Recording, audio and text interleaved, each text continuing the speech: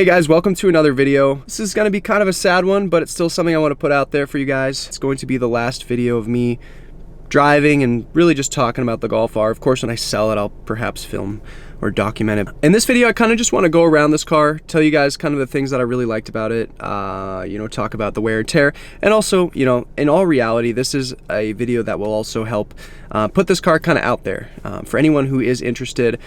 At some point, probably next week. I know I keep delaying, it's just work, it's just been so busy. But I will list it online.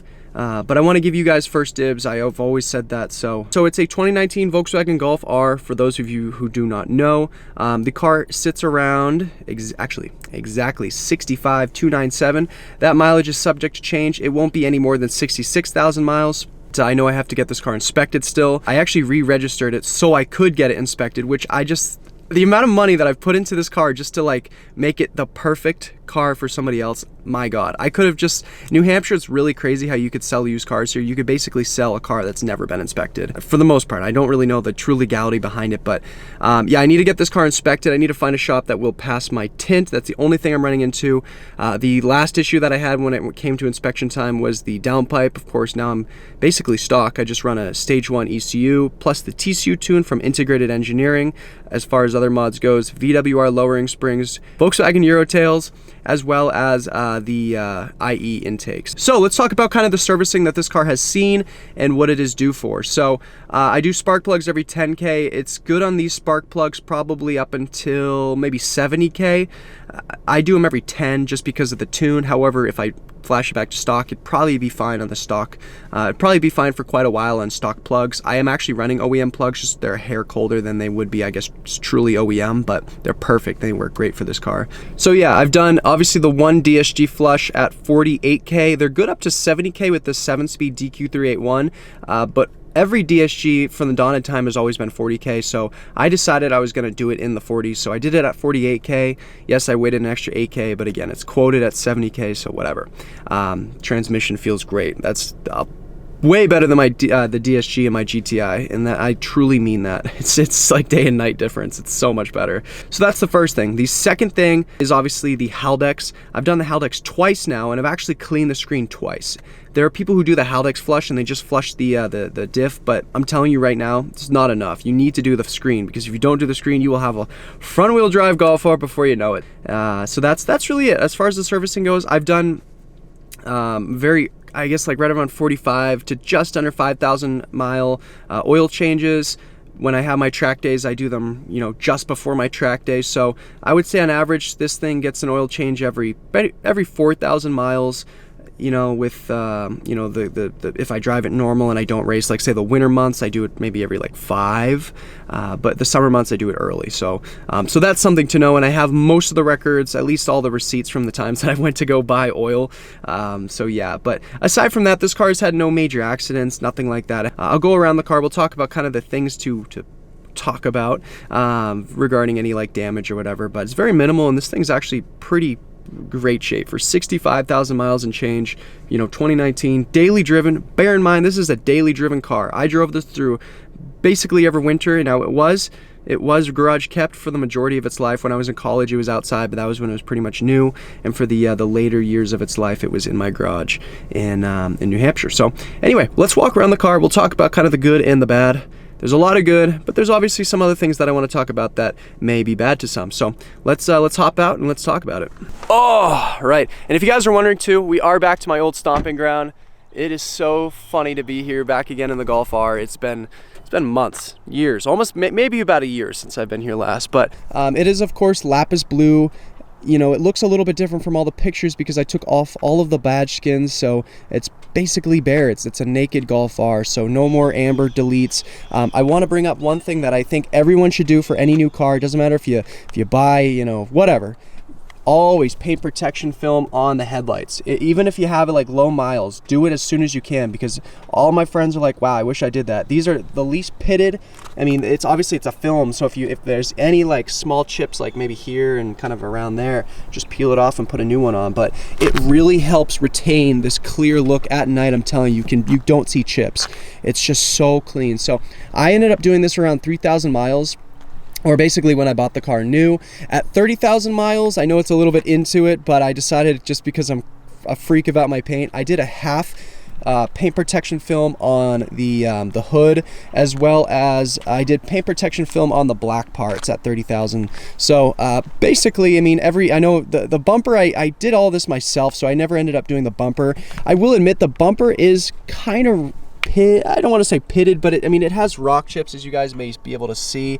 It's not perfect, but you know, again, daily driven car, and you could still see the paint. And you know, from I would say from this distance right here, it's really not that noticeable. So again, these are things I just want to bring up, so there's no surprise for anyone who's interested.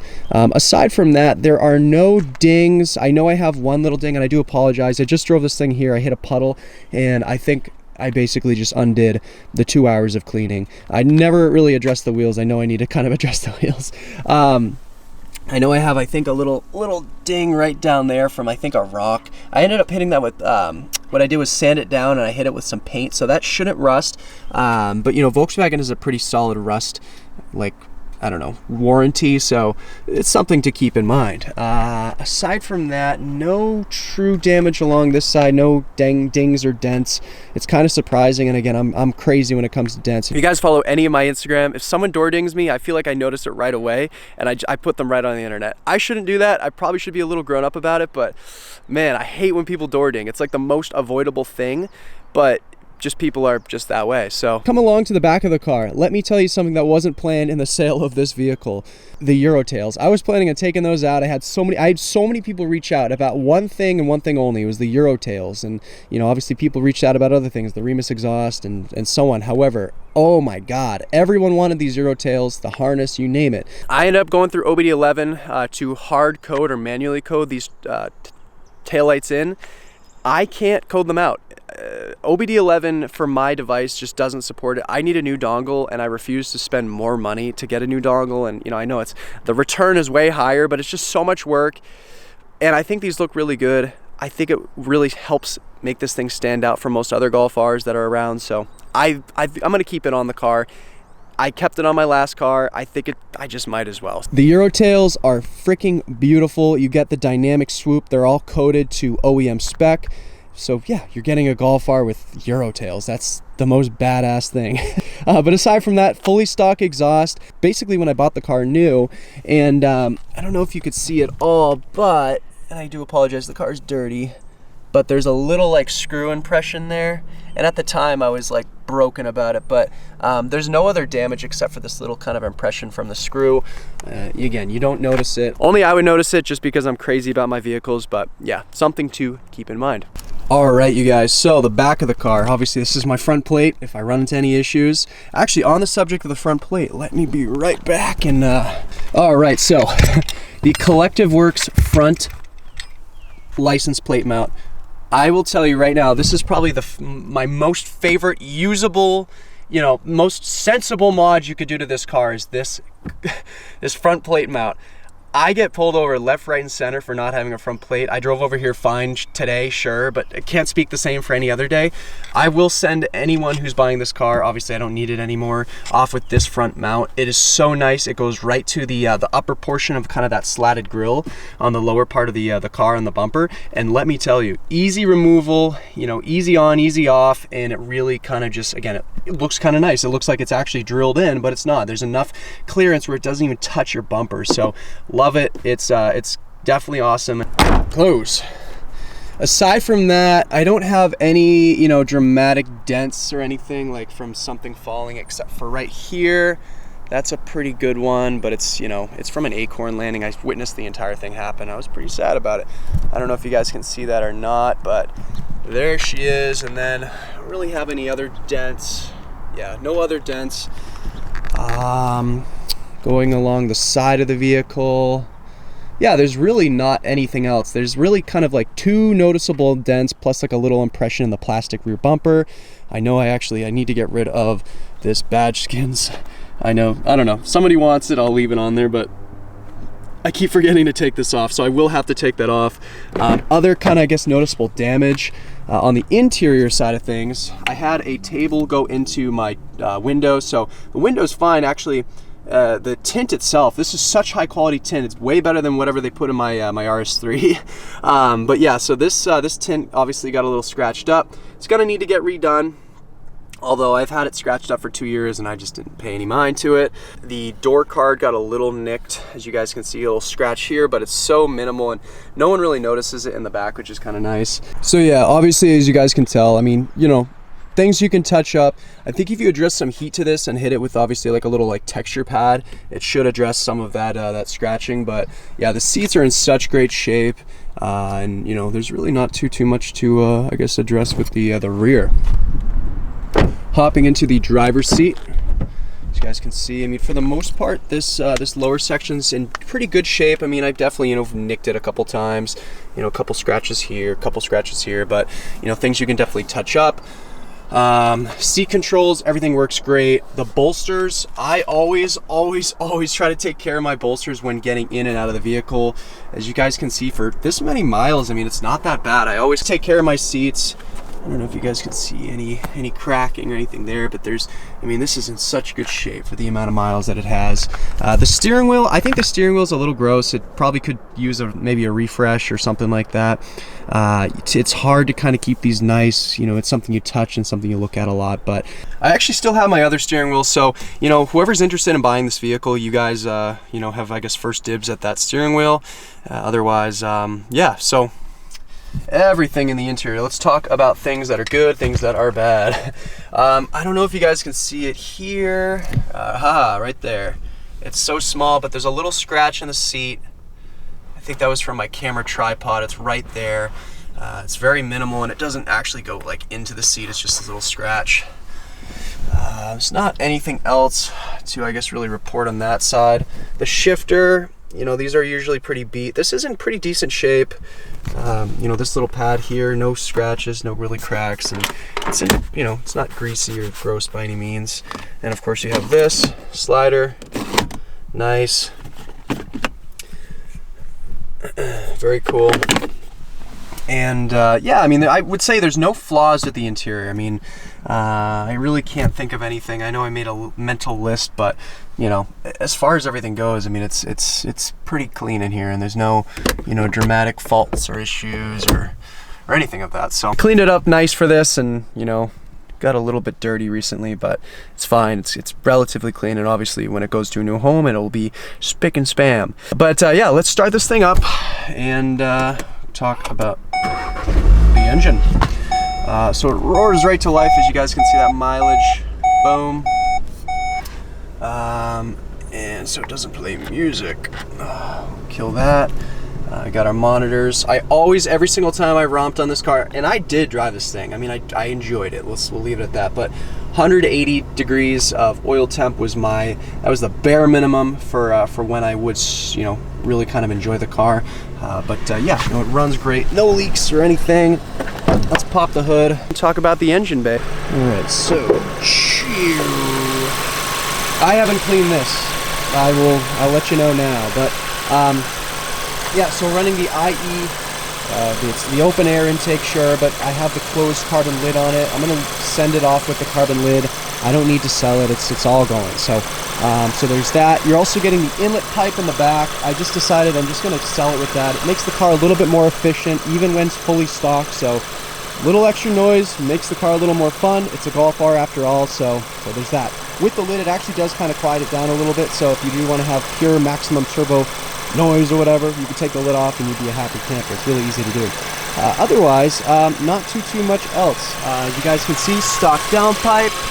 This car doesn't run any check engine lights when it's fully stocked. You know, recent coil pack done, I think around 50,000 miles. So it was 15,000 miles ago. And of course I did spark plugs around like 57, or no, I did it right around 60,000 miles actually when I did spark plugs. But yeah, as you guys can see, look at those lights. So this is why you do paint protection film, guys.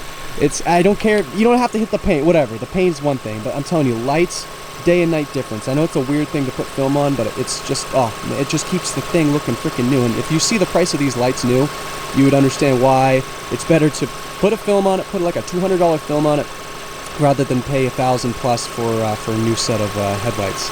So I know this is probably not everyone's favorite video because it's Pete being a little salesy, but at the same time, it does kind of go over some of the things that make this car so great. It drives amazing. It's a really smooth ride, and I know we'll probably conclude the video off with just a really short POV drive, just to, you know, pay homage to this awesome machine. This car's been awesome to me, and it's such great quality. It really does last. I know it's only a 2019. It's technically 5 years old. It's newer than my Audi, but I mean, if you take care of these cars, if you really stay on top of the servicing, and I really mean it, with the Haldex, clean the screens. You got to do that. You know, other stuff too. I mean, replacing the PCV. I never ended up getting to that, but I actually still have the replacement PCV just to kind of, it's the preventative maintenance that keeps these cars on the road. So that's one thing to keep in mind. Aesthetic stuff, paint protection film goes a really long way, especially when you address the lights and the metal surfaces. You know, making sure you lock in that paint and keeping it away from rust that's key. So yeah, I can't believe it, guys. I cannot believe I'm getting rid of this car. It's so sad, but as far as things go now, I still don't have a buyer. I haven't really been advertising it that much. I've addressed it maybe a few times on my story, but no, this thing is absolutely for sale. I need to get rid of it. It's I'll probably list it for maybe $28,000. You know, I'm not in a big fat rush to sell the car, but you know, it's all about kind of just, I probably should sell it. I need to free up space in my driveway. So yeah, it's sad. It's really sad to kind of see it go, but it's been such a great car. It's been so good to me. You know, I've really enjoyed it, and it has so much more life in it. So we'll take it for a quick POV drive, and I guess we'll jump in the car, get a nice POV drive going, and yeah, we'll leave it at that. Wow, guys, last drive in this car. I figured there'd be no better place to take it than my old stomping ground. This was a fun place to film. It was far away from everything. You wouldn't get looks. I mean, sometimes employees would drive by and maybe slow down, but that was really it. You know, I remember filming so many reviews here, so many, you know, part reviews and stuff like that. But yeah, it was, you know, I was young. That was 3-4 years ago. Hard to even believe, but oh man, life is good, guys. It really is. I appreciate all the things, everything. So. But anyway, driving the Golf R, guys, wow, holy smokes. You could fool me if you told me this many miles. Now, I would tell you, I mean, this many, 65 is, to some is not that many, but to me, I mean, it's kind of a lot. I sold the Golf, I sold the GTI at like 50,000 miles, or 48 or 49. And that car, I mean, it was a good car, but I definitely took way more care of this thing than I did the GTI. I mean, I definitely took care of the GTI, but I just learned how to work on these cars myself, so I wouldn't wait till the end of the, you know, the last moment to get certain service things done and stuff like that. So, but yeah, no, I mean, it's been awesome owning this car, and you know, all of the mods, everything that I did to it really did make the car an extra step, you know, further of fun. So that's, I guess, something to talk about. But no, I mean, I love this car, and I mean, just driving it now, it feels so smooth, so composed. It's way, and I'm not trying to butter you guys up. In fact, whoever's interested in actually buying this car, if I should say not interested, but if you are buying this car, if we sign everything, make everything happen, you are very much welcome to drive the RS3. I will film the buyer's reaction, of course, to their consent, and if they're interested, of them driving this car versus the RS3. And I almost guarantee my RS3 has, like, it probably at the time maybe something in the 20s, but well, it's 18,000, maybe 19,000. If I sell this thing soon, maybe 18, 19,000. But you know, this thing feels so freaking good for, you know, for the amount of miles that it has. It feels like a brand new car. I shouldn't say brand new, but it does feel good. I mean, I did the brakes too. That's another thing I didn't even address. It has Zimmerman drilled rotors with the red stuff pad. So I mean, it's such a good brake. It needed it. It definitely needed it after my track day, but I've only brought it to one, you know, true track cornering day, and it was awesome. Otherwise, it's been to the straight line stuff maybe 3 or 4 times. But yeah, it feels good. I think my quickest 0 to 60 in this car was 2-3 months ago, and it was stage 2, and it was like 3.5 seconds to 60. So it's a really fast, capable car. I never did any back-to-back launches. I want to make that very clear. I know you guys are probably like, oh, Pete certainly drives his cars, which is true, but I don't beat on them. I definitely drive them and I enjoy them, but you know, a launch here and there is not bad at all for your transmission, especially when you do your DSG service, which was the biggest motivator for doing that service. But you know, for the sake of it, fast downshifts, throttle's instant. Yes, it's still stage 1. Yes, it still has the TCU tune from IE. But guys, this car, 212 Fahrenheit, give it a little juice. It's not slow. And you can still hear, even with the stock downpipe, stock exhaust, it has these little burps on upshift, so you still get the DSG burps, which is always awesome. I know a lot of people, oh, my car's so old it doesn't do the burps anymore. I don't know how that's even possible. I don't know, but no, this car downshifts just nearly instant. And it's a little smoother than the RS3. I think the RS3 is made to be a little bit more kind of crazy and visceral. This car, I'm telling you, it's very, very composed. It feels very put together. So, I'm not in a huge rush to sell it, but I'd also like to sell it. So $28K is kind of my going price for this car. For those of you who are interested in the steering wheel, I will sell it to you, and if you're really, really that interested in obviously the whole package and whatever, I can install it for you. So yeah, that is that. But hopefully you guys enjoyed the video. Please leave a comment below and let me know what you guys maybe your favorite memory with this car. I mean, I took this thing on definitely a couple journeys, couple trips, a couple race experiences, and I really want to know what you guys' favorite memory, favorite mod, really whatever, because this car was so good to me, and it was such a fun car for the channel. And I'm probably pretty firm on the idea of getting another Golf R again. I don't know when it'll be, but I'm gonna wait probably till the new facelift Mark 8 comes out, and we'll probably just say goodbye to the RS3. I like the RS3, I do, but I don't know. I'm just, at the end of the day, this car just woke me up to what owning a Golf is really like. My GTI was good, but this was just superior. And I see all these people every day, and I'm going to do another rant, but I see these people every day talk about how they hate their GTI, and I say, well, and they want to get, a crazy V8, whatever, or something like that. I'm telling you, just get a Golf R. You're faster than every, naturally aspirated V8, for the most part, that's in this muscle car category. It's Dustin Scat Packs, Camaro LT1s, you name it. I mean, this, and 5.0 Mustangs. I mean, this thing just eats them, and it's faster than my RS3, or at least when it was stage 2, it's faster than my stock RS3. So, but yeah. Anyway, we'll leave it at that. Thank you guys for watching, and stay tuned for more videos.